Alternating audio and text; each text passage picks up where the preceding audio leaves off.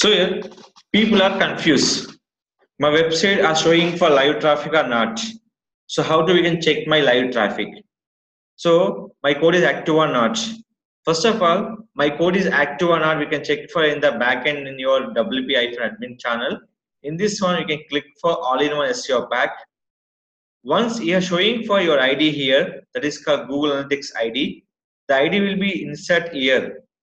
See, the ID will be insert here. So they show your live traffic. After decide, the ID will be there on your backend. Go to analytics part.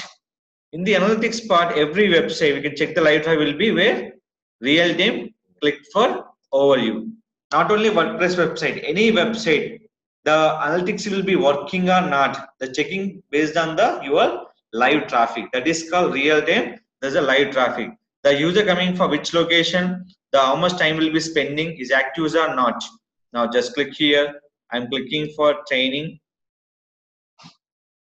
Within a 5-second stop time, the page will be changed. Is a mandatory field. Is not changing. The code is not active properly.